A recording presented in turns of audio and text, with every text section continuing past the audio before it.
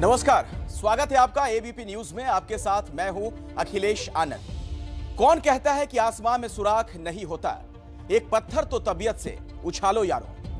यह बात आज मैं इसलिए कह रहा हूं कि किसानों का आंदोलन जिस मुद्दे पर 1 साल पहले शुरू हुआ था, आज उस आंदोलन की कामयाबी पर सबसे बड़ी पंचायत यानी संसद की मुहर लग गई। आज संसद के दोनों सदनों, लोकसभा और राज्यसभा से तीनों कृषि कानूनों की वापसी का बिल पास हो गया।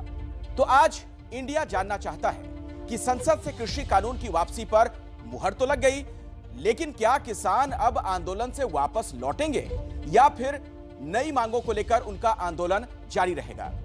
इंडिया यह भी जानना चाहता है कि कृषि कानूनों को लेकर ही सही आज जिस तरह विपक्ष अलग अलग खेमों में बटा हुआ था, उसमें सवाल है कि क्या टुकड़े टुकड़े रहकर विपक्ष बीजेपी से लड़ पाएगा? वहीं इंडिया यह भी जानना चाहता है कि जिस तरह राकेश टिकैत 26 जनवरी वाली घटना को याद दिला रहे हैं, उसमें अगले 26 जनवरी के लिए उनकी पॉलिटिक्स आखिर है क्या? तो सवाल कई हैं, इन सवालों को ढूंढने का प्रयास करते हैं। दरअसल कई मायनों में आज का दिन ऐतिहासिक है। तो जैसा आप चाहते हैं, मैं उसी हिसाब से खबरों का सिलसिला आगे बढ़ाता हूं। कृषि कानून वापस हो गए, संसद की मुहर लग गई, अब बस राष्ट्रपति का हस्ताक्षर होना बाकी है। लेकिन बाकी तो इस पर होने वाली राजनीति भी है। आज विपक्ष इस बात पर गुस्साया रहा कि कानून वापसी के लिए बिल पर बहस क्यों नहीं हुई। आप विधेयक वापस करने की मांग कर रहे थे ना, मैं चर्चा करा दूंगा विधेयक वापस पर, पूर्ण चर्चा कराऊंगा। आप जाइए सीट पे। प्रश्न है कि विधेयक को पारित किया जाए। जो सदस्य इसके पक्ष में आ गए, जो सदस्य विरोध में ना गए, मेरे विचार में निर्णय हवालों के पक्ष हुआ, प्रस्ताव स्वीकृत हुआ, विधेयक पारित हुआ।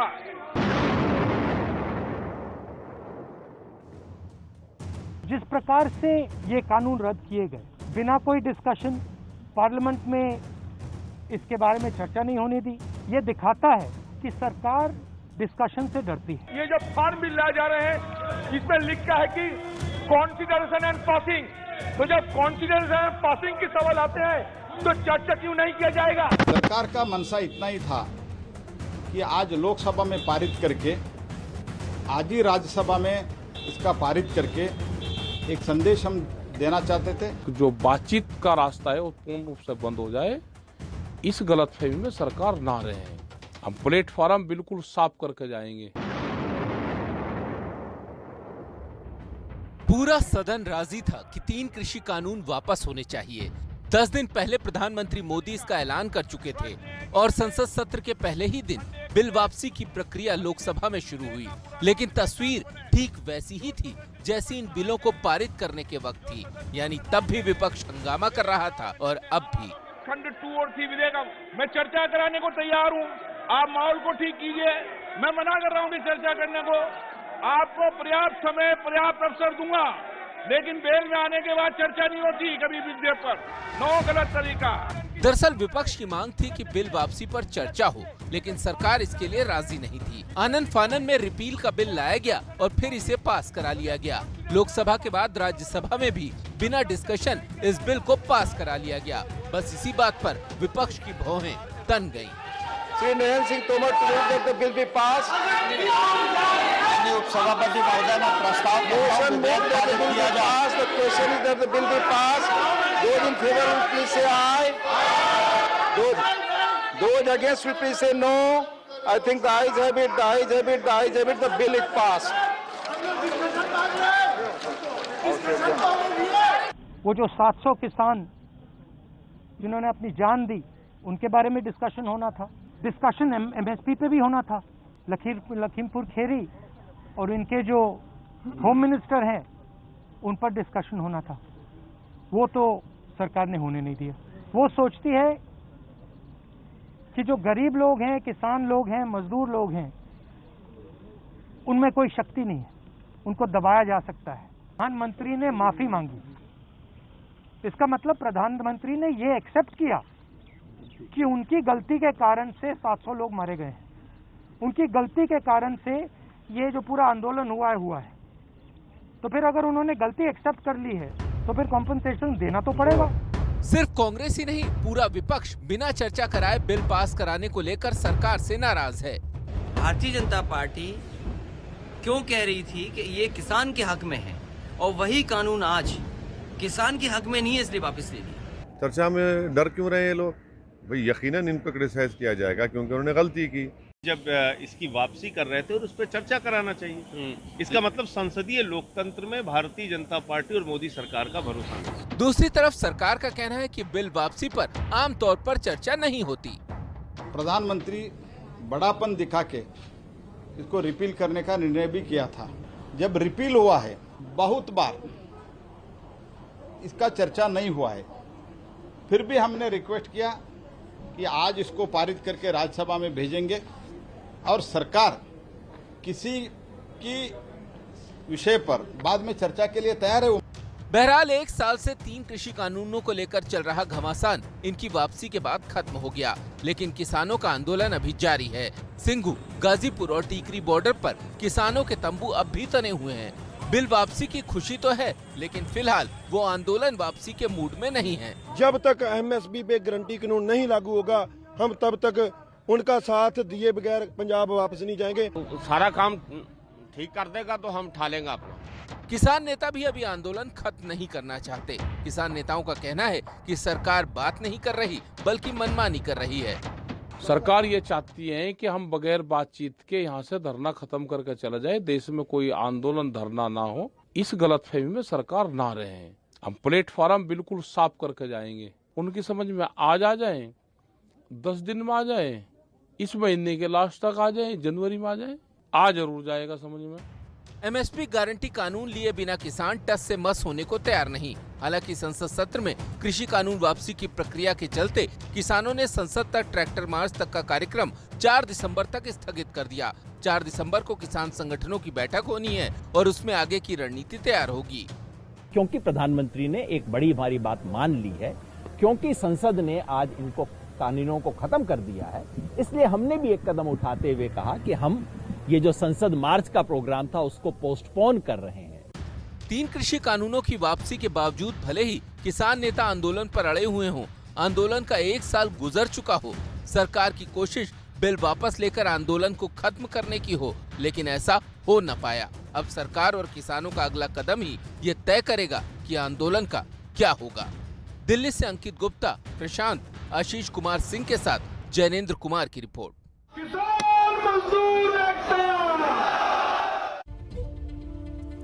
तो पहले किसानों का फैसला था कि वो संसद तक कूच करेंगे, लेकिन आज उन्होंने अपने कदम वापस लिए।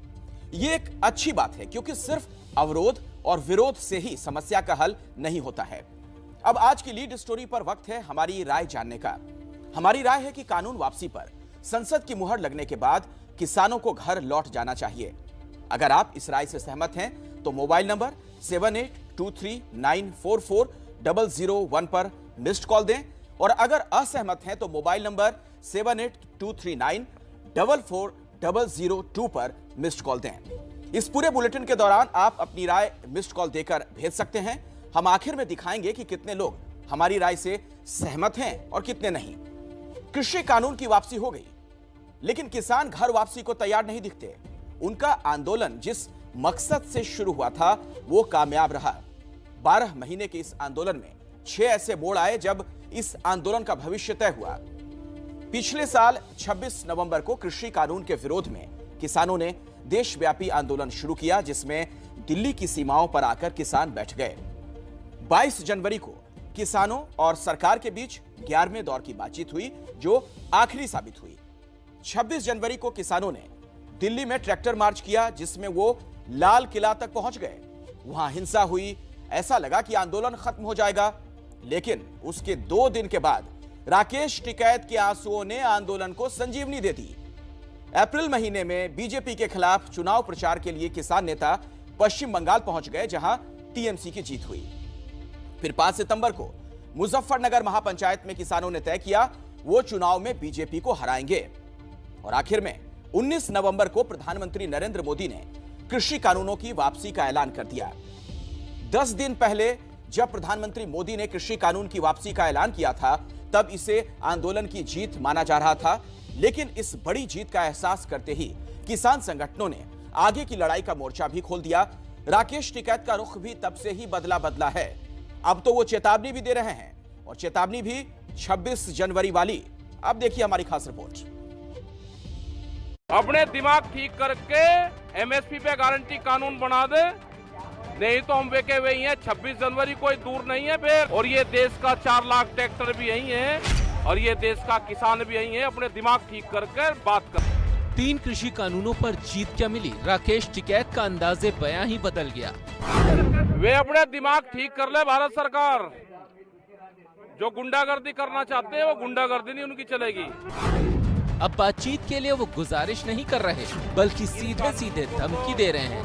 धमकी 26 जनवरी वाली। ये 26 जनवरी भी यही है, और ये देश का 4 लाख ट्रैक्टर भी यही है, और ये देश का किसान भी यही है। अपने दिमाग ठीक करके बात कर ले। क्या राकेश टिकैत 26 जनवरी 2021 की वो तस्वीरें सरकार को याद दिलाना चाहते हैं, जब दिल्ली की सड़कों पर किसान ही किसान थे और ट्रैक्टरों ने जमकर उपद्रव किया?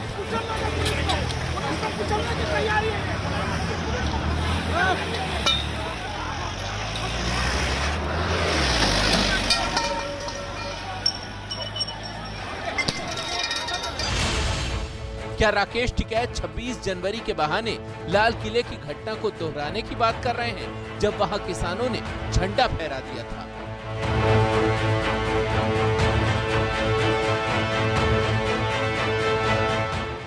ये वो तस्वीरें थी जिन्होंने पूरे देश को शर्मसार किया था। खुद किसान संगठनों ने माना था कि इस उपद्रव के पीछे वो नहीं थे, बल्कि असामाजिक तत्व थे। खुद राकेश टिकैत ने भी ये कहा था। देखो, जिसने उत्पाद मचाया है वो भुगतेगा, पुलिस उसके खिलाफ कार्रवाई करेगी। जिसने झंडा फहराया वो कौन आदमी था? मतलब एक कौम को बदनाम करने की बड़ी साजिश पिछले 2 महीने से चल रही है। 26 जनवरी की घटना के बाद हालात ये हो गए कि किसान आंदोलन का तंबू उखड़ने का खतरा पैदा हो गया था। तब राकेश टिकैत के आंसू पूरे देश ने देखे थे। किसानों पर लाठी चलाएंगे बीजेपी के लोग, सरकार के साथ में मिलकर काम करेंगे। मैंने कभी किसी पार्टी के खिलाफ नहीं बोला। हालांकि अब जब एबीपी न्यूज ने उनसे 26 जनवरी पर सवाल किया तो उन्होंने गोलमोल जवाब दिया। 26 जनवरी से पहले ये मामला निमट जाना चाहिए। 26 जनवरी ही क्यों चुन रहे हैं आप? पिछली बार भी जब 26 जनवरी को हमने देखा था, ट्रैक्टर मार्च निकला था। सबने देखा, धोखा भी देखा। 26 तारीख में धोखा हमने सबने देखा। किसका धोखा? सरकार का धोखा। 26 जनवरी के नाम से एक बार फिर डराना चाह रहे हैं क्या सरकार? सरकार डराने वाली है सरकार। दरअसल किसान संगठनों और नेताओं की नाराजगी की बड़ी वजह यह है कि सरकार उनसे बात नहीं कर रही। किसानों की मांग है कि सरकार एमएसपी गारंटी का कानून लाए। लखीमपुर मामले में गृह राज्य मंत्री अजय मिश्रा टेनी को बर्खास्त किया जाए। मारे गए किसानों को मुआवजा मिले। आंदोलन के दौरान किसानों पर लगे केस वापस हों। पराली जलाने पर किसानों को सजा का प्रावधान हटाया जाए। बिजली संशोधन अधिनियम का ड्राफ्ट वापस लिया जाए। दिक्कत यह है कि कानून वापसी के बाद पंजाब के कई किसान संगठन भी आंदोलन से पैर वापस खींचने के मूड में हैं। अब किसानों की पूरी रणनीति 4 दिसंबर की बैठक में तय होगी। पंजाब के संगठनों ने जो एक विचित्र स्थिति बन गई है कि पंजाब के संगठनों में या पंजाब के लोगों में मुख्य रूप में 3 कानून का मुद्दा बन रहा था। कुछ लोगों को लगता है कि हमारी 100% जीत हो गई। जो 4 तारीख तो संयुक्त किसान मोर्चे की बैठक है, उसमें पंजाब के संगठनों को क्या पोजीशन लेना है। जो चर्चा यही होगी कि एमएसपी का इशू कैसे ज़्यादा से ज़्यादा फोकस किया जाए इन दिनों में। टिकैत भी जानते हैं कि कानूनों के वापस होने के बाद अब इसकी धार बनाए रखना आसान नहीं होने वाला। यही वजह है कि वो 26 जनवरी की डेडलाइन दे रहे हैं। लेकिन बड़ा सवाल ये कि क्या एक बार पैर वापस खींचने के बाद सरकार बार बार किसानों के आगे झुकेगी? देखिए, कई आंदोलन लंबे अरसे तक चले, लेकिन जरूरी नहीं कि हर आंदोलन को कामयाबी की मंजिल मिल ही जाए। लेकिन 1 साल में किसानों का आंदोलन अपने खास मकसद में कामयाब रहा। इसमें 2 चीजें निकली। एक तो यह कि कृषि कानून वापस हो गए, और दूसरा यह कि पूरे आंदोलन से जिसका नाम चमका वो है राकेश टिकैत। पिछले साल आंदोलन शुरू होने तक राकेश टिकैत की पहचान किसान नेता महेंद्र सिंह टिकैत के बेटे की थी। लेकिन आज उनकी पहचान किसी भी किसान नेता से बड़ी हो चुकी है। वो अपने पिता की परछाई से आगे बढ़ चुके हैं। राकेश टिकैत की पहचान एक ऐसे नेता की हुई है जिन्होंने अपने आंदोलन को कामयाबी तक पहुंचा दिया। पश्चिमी यूपी में किसान कुछ समय से जाट और मुसलमान में बंट गए थे, लेकिन टिकैत किसानों को एकजुट करने के मकसद में कारगर साबित हुए। टिकैत ने चुनाव लड़ने का ऐलान तो नहीं किया, वो चुनाव लड़ें या नहीं लड़ें, लेकिन यूपी विधानसभा चुनाव के सबसे अहम किरदारों में से एक होंगे। टिकैत को इस बात के लिए भी जाना जाएगा कि लाल किले कांड की तपिश में जो किसान आंदोलन मुरझा गया था, उसे राकेश टिकैत ने अपने आंसुओं से सींच दिया। राकेश टिकैत किसानों की लड़ाई लड़ने का दावा करते हैं। यही दावा विपक्षी दल भी कर रहे हैं और इसी दावे के दम पर वो संसद से सड़क तक सरकार के खिलाफ लड़ने की बात करते हैं। लेकिन सरकार से लड़ने की जगह विपक्ष अपनी अपनी ताकत बढ़ाने में जुटा है और इसीलिए आपस में बटा है। तो क्या बटा हुआ विपक्ष बीजेपी से लड़ पाएगा? मेरे सहयोगी आशीष कुमार सिंह की एक खास रिपोर्ट देखिए।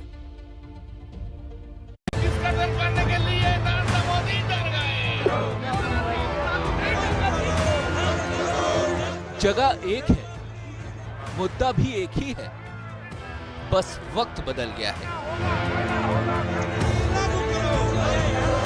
जी हां, वक्त बदल गया है। कांग्रेस और टीएमसी अब विपक्ष की राजनीति में साथ साथ नहीं दिखना चाहती।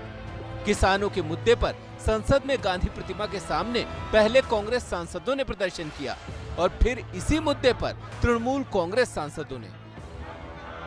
यह मंजर बदल भी सकता था। मुद्दा एक था, निशाना भी एक। ये प्रदर्शन साथ साथ भी हो सकता था, लेकिन ममता की राजनीति को अब कांग्रेस का साथ पसंद नहीं।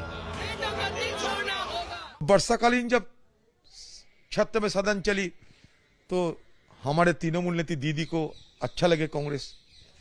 जब जाड़ की मौसम आ गए, विंटर सीजन, अब बुरा लगने लगे। कांग्रेस टीएमसी में सब ठीक नहीं है, ये बात और पुख्ता तब हो गई जब संसद की रणनीति तैयार करने के लिए बुलाई गई बैठक में भी टीएमसी नहीं पहुंची। हालांकि बहाना रविवार को ही तैयार कर लिया गया था। नहीं, मैं डेरिक साहब से बात हो गई थी मेरे, तो उन्होंने ये कहा कि कल उनका वर्किंग कमेटी मीटिंग है कलकत्ते में। लेकिन ये बीती हुई बात थी। तृणमूल कांग्रेस ने बैठक में हिस्सा क्यों नहीं लिया, ये बात अब साफ हो गई है। আমরা আমাদের ইস্যু নিয়ে লড়বো, আমরা তো কংগ্রেসের ইস্যু নিয়ে লড়বো না। আমরা একটা ন্যাশনাল পলিটিক্যাল পার্টি। इशारों को अगर समझो, राज को राज रहने दो। लेकिन टीएमसी अब ये राज भी नहीं रखना चाहती। उसने साफ कर दिया है कि वो कांग्रेस की पिछलग्गू नहीं बनना चाहती। आखिर वो राष्ट्रीय पार्टी जो है। विपक्षी एकता की कोशिश में जुटी कांग्रेस को जमीनी हकीकत का अंदाजा हो गया है। संसद में आज हुई विपक्ष की बैठक में हिस्सा लेने के लिए राज्यसभा में विपक्ष के नेता मल्लिकार्जुन खड़गे ने तृणमूल कांग्रेस को भी न्योता भेजा था, लेकिन तृणमूल कांग्रेस आज की बैठक में शामिल नहीं हुई। टीएमसी के तेवरों से साफ है कि वो मौजूदा सत्र में कांग्रेस के साथ अब नजर नहीं आना चाहती। ऐसे में बड़ा सवाल ये है कि कृषि कानून समेत तमाम मसलों पर मोदी सरकार को घेरने का दम भरने वाला विपक्ष जब खुद ही बटा हुआ होगा तो वो आखिर सरकार को कैसे घेर सकेगा। बीजेपी के खिलाफ विपक्षी मोर्चा बनाने की कोशिश काफी दिन से चल रही है, लेकिन कांग्रेस की अगुवाई को लेकर अब रार है। यही वजह है कि राज्यसभा से 12 सांसदों के निलंबन को लेकर विपक्ष ने साझा बयान जारी किया तो उसमें भी टीएमसी का नाम गायब था। ममता कांग्रेस से दूरी बनाने का इशारा पहले ही कर चुकी हैं। दिल्ली दौरे पर वो सोनिया से भी नहीं मिली थी। क्यों हर टाइम मुलाकात होने का कोई बात है क्या? ये कोई मैंडेटरी है? ये कोई कॉन्स्टिट्यूशनल प्रोविजन है? मैंने बोला, मैंने टाइम नहीं मांगा। वो लोग बिजी है पंजाब इलेक्शन के लिए। Let them be busy for their party work. पिछले कुछ दिनों में कांग्रेस से पाला बदलकर कई नेता टीएमसी में जा चुके हैं। तब से कांग्रेस और टीएमसी के रिश्तों में खटास दिखने लगी है। दरअसल ममता अब खुद को बीजेपी के खिलाफ विपक्ष की नेता के तौर पर प्रोजेक्ट करने में लगी हैं। आप, समाजवादी पार्टी और आरजेडी जैसे कई दल उनके साथ हैं। कांग्रेस को ये कतई मंजूर नहीं। अब विपक्ष के इस झगड़े में किसी का फायदा है तो वो बीजेपी का, क्योंकि टूटा हुआ विपक्ष बीजेपी से कैसे लड़ेगा। संवाददाता आशीष कुमार सिंह की रिपोर्ट। विपक्ष कैसे बटा है, इसे समझना बहुत जरूरी है। कांग्रेस ने कमोबेश हर विपक्षी दल को आज की अपनी बैठक के लिए बुलाया, लेकिन कई अहम दल नहीं आए। क्यों नहीं आए, इसे समझिए। सबसे महत्वपूर्ण नाम ममता बनर्जी की पार्टी टीएमसी का है, जो गोवा से मेघालय तक कांग्रेस तोड़ो अभियान में लगी है। ममता अपनी पार्टी को राष्ट्रीय विस्तार देने में जुटी हैं, इसीलिए लगता है कि वो कांग्रेस के साथ खड़ा होना नहीं चाहती। दूसरा दल मायावती की बीएसपी है, जो कांग्रेस नेता दिग्विजय सिंह के आरोपों से खफा बताई जाती हैं कि मायावती तो ईडी, सीबीआई जैसी जांच एजेंसियों के डर से बीजेपी के खिलाफ बोलती नहीं। मायावती इस बात से भी कांग्रेस से दूर रहती हैं कि उसने राजस्थान में उनके विधायकों को तोड़ लिया था।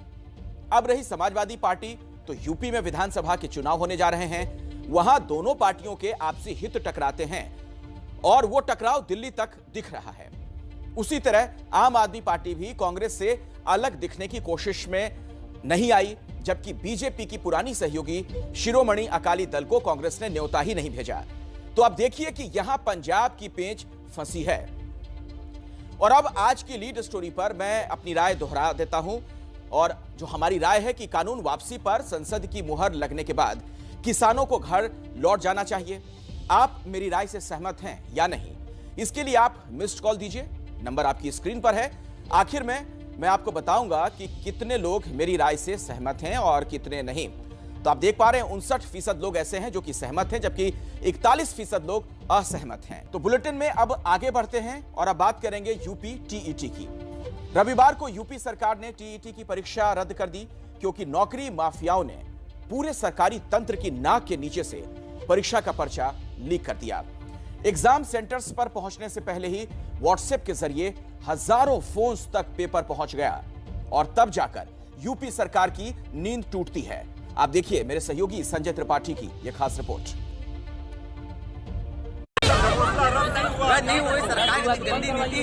बिल्कुल बर्बाद करके रख दिया। बच्चों के साथ जो है पूरा खिलवाड़ किया जा रहा है। एक मजाक सा बनता जा रहा है कि पेपर आउट हो जाता है।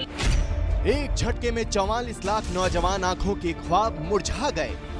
एक बार नहीं हो रहा है, हर बार होता है। आप नौकरी छोड़ के भी बैठे हुए अपनी जो भी व्यवस्था है उसने मन को बहुत ज्यादा तोड़ दिया सर। एक झटके में लाखों आंखें सरकारी छल और धोखे के आंसुओं से भर गईं। जो तैयारी कर रहा है ना दिल से, उस स्टूडेंट से पूछो कि उसने क्या खोया है आज के दिन। एक झटके में लाखों उम्मीदें सिस्टम के भ्रष्टाचार के बुलडोजर तले रौंद दी गईं। क्षमता नहीं प्रशासन के पास, क्यों परीक्षा कराते हैं? इतना बड़ा पनिशमेंट दें कि ऐसा काम करने का वो हिम्मत न करने पाए। ये सब इसलिए हुआ क्योंकि यूपी सरकार की नाक के नीचे शातिर गिरोह ने यूपी टीईटी परीक्षा का पर्चा लीक कर दिया। रविवार को 2 पारियों में परीक्षा होनी थी, लेकिन उससे पहले ही व्हाट्सएप पर पेपर सर्कुलेट हो चुका था। खबर अधिकारियों तक पहुंची तो उनके हाथ पांव फूल गए। आनन फानन में ऐन मौके पर परीक्षा रद्द करने का फैसला लिया गया। पुनः 1 महीने के भीतर अभ्यर्थियों से बिना कोई शुल्क लिए परीक्षा पुनः कराई जाएगी। एफआईआर कराने के निर्देश दिए जा चुके हैं। शिक्षा मंत्री भले ही 1 महीने बाद परीक्षा करवाने का दावा कर रहे हैं, लेकिन सच ये है कि परीक्षा में सेंधमारी करके अपराधियों ने सरकार के ऐसे दावों पर बट्टा लगा दिया है। सरकारी सिस्टम सोता रहा और शातिर अपराधी खेला कर गए। और योगी राज में ऐसा पहली बार नहीं बल्कि छठी बार हुआ है। टीईटी का पर्चा ही 3 बार लीक हो चुका है। साल 2020 और 2019 में भी पर्चा लीक हुआ था। हम लोग बस फॉर्म भरते रहे और बस पैसे बर्बाद करते रहे। मतलब पेपर देने आओ फिर वापस जाओ। सीएम योगी दावा कर रहे हैं कि पर्चा लीक करने वालों पर गैंगस्टर एक्ट के तहत कार्रवाई होगी, ताकि भविष्य में कोई परीक्षार्थियों के सपनों से खिलवाड़ न कर सके। किसी भी बच्चे से कोई शुल्क अतिरिक्त नहीं लेंगे, लेकिन जिन लोगों ने ये शरारत की है वे भी सुन लें, उनके खिलाफ गैंगस्टर के तहत मुकदमा दर्ज हो रहा है और उनकी संपत्ति को जब्त कराने और राष्ट्रीय सुरक्षा कानून के अंतर्गत उनको सबको निरुद्ध करने जा रहे हैं। कोई कितना भी बड़ा क्यों नहीं होगा, उसके घर में बुलडोजर चलना तय है। सीएम योगी के ये तेवर और तल्खियों ने भीड़ की तालियां तो खूब पटोरी, लेकिन विपक्ष के तर्कश में भी चुभते सवालों के तीर हैं और निशाने पर है योगी सरकार। बाबा, ये खोखदो की पॉलिसी में पेपर कैसा लीक हो गया? अब बाबा बोलेंगे कि टीईटी का नाम बदल देता हूं, पेपर लीक नहीं होगा। ये भारतीय जनता पार्टी की सरकार में लगातार इसी तरह पेपर लीक हो रहे हैं। मार्च करते देखा उनको आपने, मार्च करते हुए। जब मार्च आएगी तो जनता इनका मार्च कर देगी। जो माफिया हैं, जो पर्चा लीक करते हैं, तो कहीं न कहीं सत्ता के लोगों का उनका मिलजुल रहता है। तो उंगलियां अब मुख्यमंत्री के सचिवालय की तरफ उठ रही हैं। आरोप लग रहे हैं कि सरकार में बैठे लोगों की मिलीभगत के बिना पर्चा लीक नामुमकिन है। ये दाग कहीं चुनावी मुद्दा न बन जाए, इसलिए ताबड़तोड़ कार्रवाइयों का दौर शुरू हो चुका है।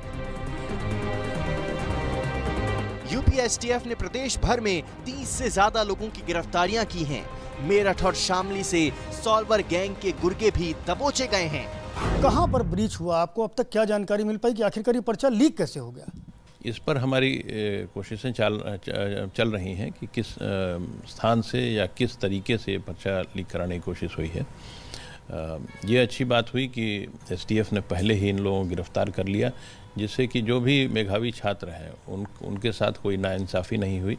ये जरूर है कि थोड़ा दोबारा उनको एग्ज़ाम देना पड़ेगा। सचिवालय में बताते हैं कि कुछ ऐसे संविदा कर्मी हैं जो इस पूरे पेपर लीक मामले में इन्वॉल्व है और उनकी भी पड़ताल की जा रही है। तो क्या ऐसा कोई ग्रुप है, गैंग है सर, जो इस तरह की हरकतें कर रहा है? नहीं, ये तो पूरी तरह हवाबाजी है, ये ऐसी कोई बात नहीं। एसटीएफ का दावा है कि उनके पास सॉल्वर गैंग की पूरी कुंडली है, बस असली सरगना तक पहुंचना बाकी है और बहुत जल्द उसका भी पर्दाफाश हो जाएगा। और ये पर्दाफाश जब होगा तब होगा, लेकिन इस पूरे कांड का सबसे बड़ा सच ये है कि सरकार के इकबाल पर परीक्षार्थियों का भरोसा कम हुआ है। यूपी टीचर एलिजिबिलिटी टेस्ट यानी टीईटी का पर्चा लीक हो गया। चुनावी साल है, इसलिए सरकार गुस्से में लाल है कि ऐसा भ्रष्टाचार कतई बर्दाश्त नहीं होगा। लेकिन ऐसा नहीं है कि यह पर्चा लीक इसी बार सबसे पहले हुआ है। आपको आश्चर्य होगा कि यूपी में इस बार टीईटी पर्चा लीक की हैट्रिक लगी है। 2019 में प्रयागराज में पर्चा लीक हुआ, पिछले साल जौनपुर और गाजीपुर में इसी टीईटी का पर्चा लीक हुआ, जबकि इस साल तो कई जिलों में यह पर्चा लीक हुआ, जिसके बाद टेस्ट ही रद्द हो गया। मुख्यमंत्री योगी आदित्यनाथ ने गुनहगारों पर सख्ती वाले तेवर दिखाए हैं, लेकिन सवाल है कि जब साल दर साल इसी तरह पर्चा लीक होता है तो इस पर तभी कार्रवाई क्यों नहीं होती? आखिर सिस्टम में कौन बैठा है जो लाखों नौजवानों की भविष्य से खेलता है और खेलकर बच भी जाता है? क्या पर्चा लीक करने का खलनायक पर्चे की छपाई करने वाला होता है, या फिर प्रिंटिंग प्रेस से जिले तक पर्चे को पहुंचाने वाला गड़बड़ कर देता है, या जो शख्स ट्रेजरी में पर्चे का पैकेट रखता है वही इस वारदात को अंजाम तो नहीं देता, या फिर परीक्षा केंद्रों तक पैकेट पहुंचाने वाला इस साजिश को अंजाम देता है? इस बार तो एक दिन पहले ही पेपर सोशल मीडिया पर तैरने लगा, लेकिन कई बार इम्तिहान शुरू होते ही पर्चा आउट हो जाता है। तो क्या आधे घंटे पहले पर्चा पैकेट खोलने वाला इसके लिए जिम्मेदार होता है, या कुल मिलाकर पूरा सिस्टम ही इस कदर सड़ चुका है कि ये पर्चा लीक की घटनाएं उसमें से ही निकलती हैं? अब देखिए, वजह चाहे जो भी हो, लेकिन सबसे बड़ा सच यह है कि इस पर्चा लीक कांड से उन लाखों परीक्षार्थियों को गहरा धक्का पहुंचा जो कई महीनों से तैयारी कर रहे थे, दिन रात एक किए हुए थे, और इस सरकारी नाकामी की वजह से उनके सपने, करियर, प्लानिंग सब कुछ चौपट हो गया। अब देखिए हमारी रिपोर्ट।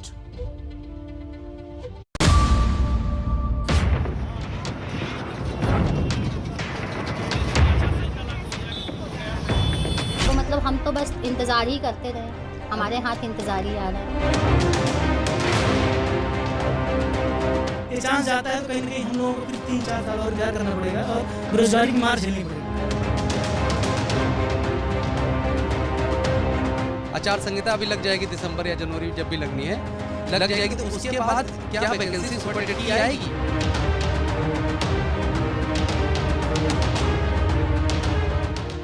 योग्यता है, काबिलियत है, तैयारी भी है, लेकिन नहीं है तो मौका। क्योंकि शिक्षा माफियाओं ने सरकारी सिस्टम को दीमक की तरह अंदर से खोखला कर दिया है। यूपी का पूरा सरकारी तंत्र मिलकर भी एक परीक्षा नहीं करा सका, और इसका नुकसान उन परीक्षार्थियों को हुआ जिनका भविष्य अब अधर में लटक गया है।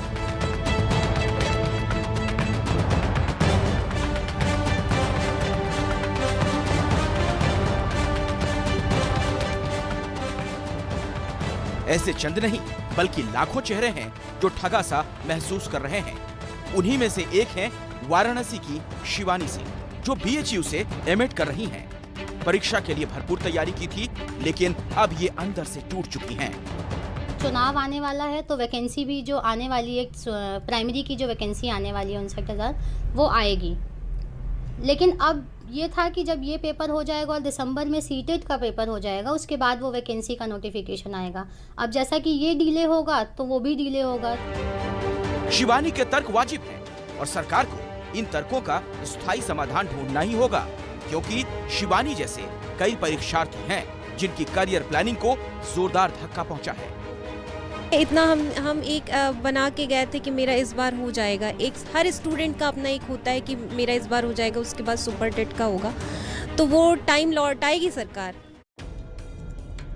यूपी में सरकार जब शिक्षकों की भर्ती का दरवाजा खोलेगी तो उनके उज्जवल भविष्य के द्वार भी खुल जाएंगे। यूपी टेट क्लियर रहेगा तो नौकरी की राह में रोड़े भी नहीं आएंगे, लेकिन वो सपना अब चकनाचूर हो गया है। बहुत धक्का लगा क्योंकि तैयारी पूरी अच्छी खासी तैयारी थी।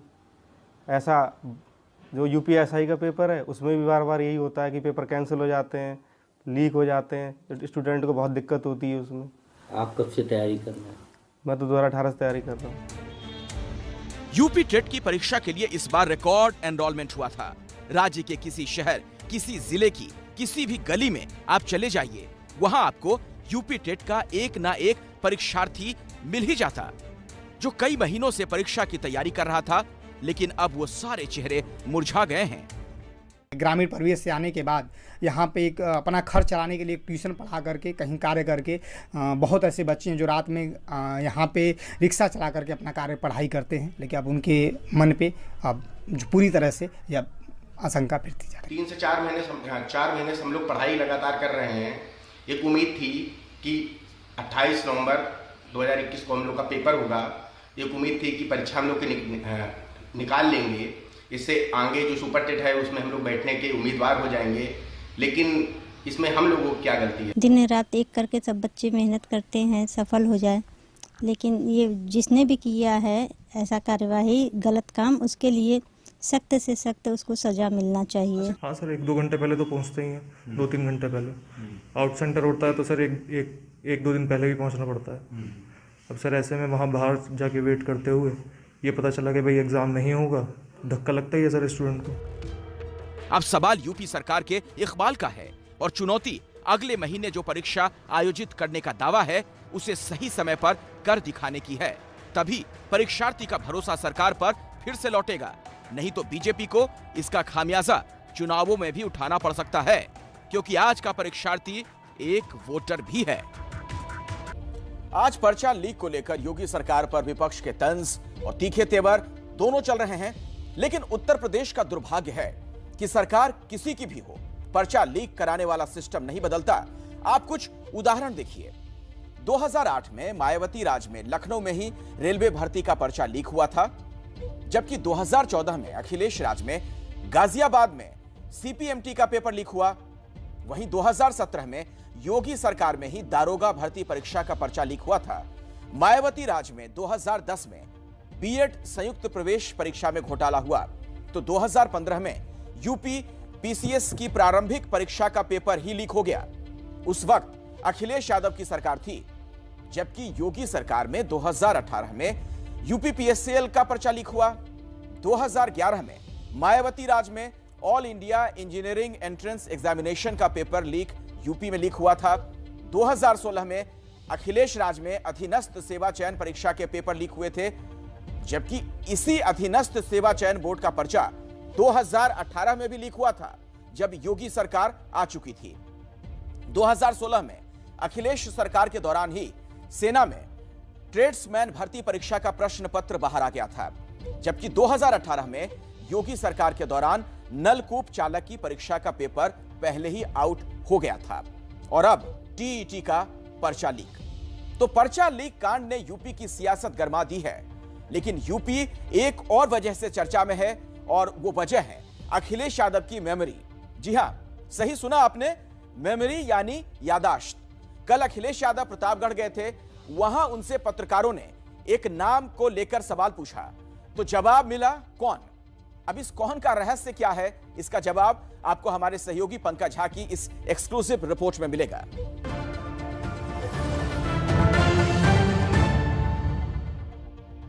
ये कौन है, किनका नाम ले रहे हो आप?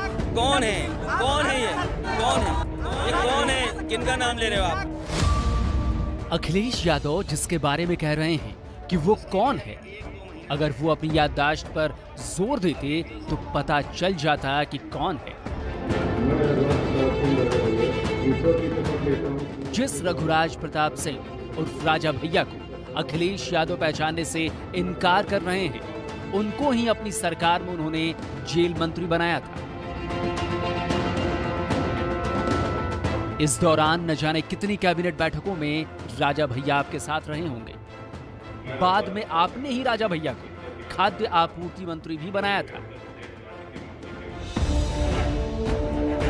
साल 2016 में तो आप राजा भैया के घर गए थे और उनके बेटे के जन्मदिन में भी शरीक हुए थे।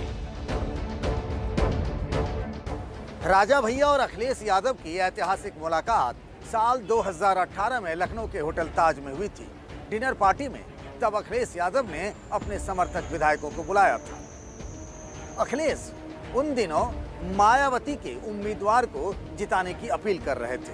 होटल पहुंचने पर खुद अखिलेश ने खड़े होकर राजा भैया का स्वागत किया था और ट्वीट कर उन्हें थैंक यू भी कहा था। इस मुलाकात के बाद राजा भैया ने कहा था, हम साथ साथ हैं। अखिलेश जी के साथ थे, हैं और रहेंगे, एक लाइन। लेकिन मायावती से पुरानी अदावत के कारण वो मुकर गए। कुंडा के राजा भैया को, जिसे एक जमाने में बीजेपी के लोग कुंडा का गुंडा कहकर पुकारते थे, जिसको मेरी रही सरकार ने इसे ठीक लाइन पर लाकर खड़ा कर दिया था। मायावती राज में मुलायम सिंह चट्टान की तरह राजा भैया के साथ खड़े रहे, लेकिन राजा भैया के धोखे को अखिलेश कभी मन से माफ नहीं कर पाए। बताओ, यही तो है रघुकुल की रीत चली आई, प्राण जाए पर बचन न जाए। वचन का ही पता नहीं लगा, वादा किया था कि वोट देंगे और जब वचन उड़ गया तो हमने भी तय कर लिया कि जाएं जहां जाना चाहें, ये समाजवादी पार्टी दोबारा उनके लिए दरवाजा नहीं खोलेगी। 4 दिन पहले राजा भैया मुलायम से मिलने भी गए थे, लेकिन इससे भी अखिलेश का दिल नहीं पसीजा। कहते हैं कि राजनीति में कुछ भी स्थायी या फिर अस्थायी नहीं होता, लेकिन कुछ गांठें ऐसी रह जाती हैं जो सदा के लिए स्थायी रहती हैं।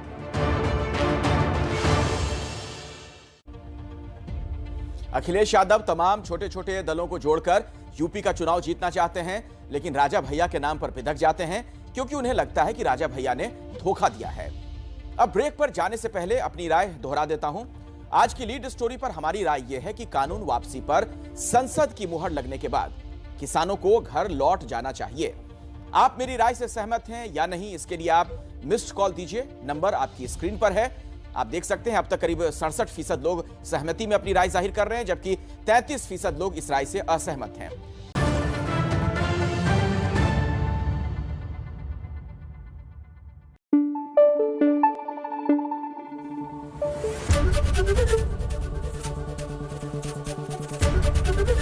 एबीपी न्यूज आपको रखे आगे।